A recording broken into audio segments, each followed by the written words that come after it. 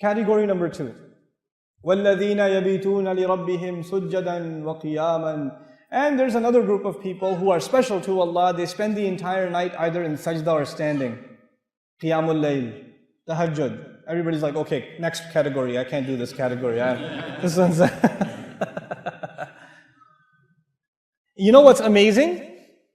If you say someone is really close to Allah, then you think this person must make tahajjud. And Allah in this passage says someone who's really close to Allah, first category is not the people of Qiyamul Layl. First category is who? People who control their anger. You see how much He loves? He loves the people who control their anger even more than the people that spend the whole night in prayer. Subhanallah. وَالَّذِينَ يَبِيتُونَ لِرَبِّهِمْ سُجَّدًا وَقِيَامًا. Okay, give me the third category. He says, وَالَّذِينَ يَقُولُونَ رَبَّنَا اصْرِفْ عَنَّا عَذَابَ جَهَنَّمَ.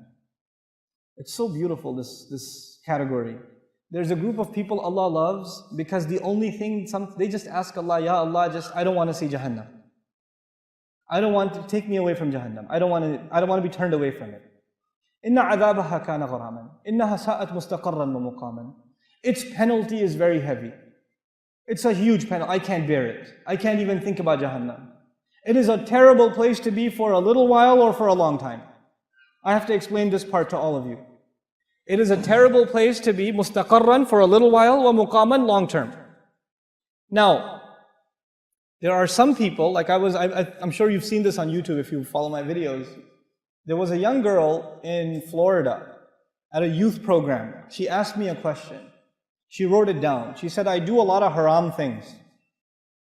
But I'm not going to hell forever, right? Because I'm Muslim. So even if I do go to hell, it will not be forever. This dua says, I don't want to go to Jahannam, not for a long time, not for a short time. I don't want to see it. Allah loves the people who understand that they don't want any part of Jahannam, short or long. There are some Muslims who say, of course I don't want to go to Jahannam forever, but I don't know, one weekend, maybe we can do that much haram. You know, this is from the Jews, ayyama ma'dudat. They said a few days, we can handle it. I mean, come on.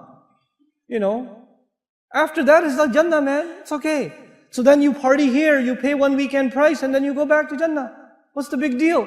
Allah says, those are not Ibadur Rahman.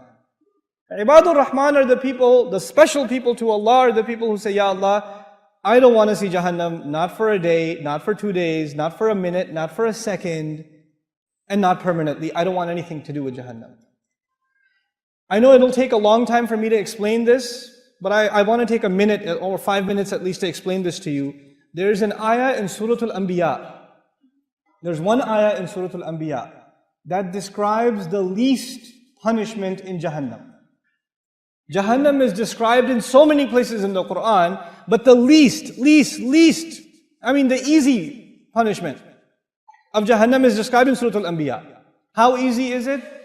The person described has not tasted the fire. They have only tasted a breeze. You know, when you have a fire, it has a hot wind. The hot wind is called lafha with a lam. But the ayah doesn't use lafha. It says, وَلَئِن مَسَّتْهُمْ نَفْحَ with a noon. With a noon, it actually means a cool breeze, not a hot breeze. And nafha is used when, you know, when you close the door and some hot air comes in as you're closing the door. That the air that comes in or goes out, that's called nafha. Allah says those people will taste a nafha, air. Not even inside Jahannam, where? Outside. They haven't even gone in yet. And they didn't taste fire, they didn't taste lava, they didn't eat anything. They're just exposed to air. And not even hot air. Which kind of air? Cold air, nafha. There's hotter air in Jahannam. And it touched them barely. Massathum, it barely touched them. You know, sometimes you're boiling or frying things and something comes out and it touches you just a little bit. But that's not air. That's liquid. Allah doesn't say air, liquid will touch you. What does He say? Air will touch you and it will barely touch you for a split second. Split second it will touch you. That's it.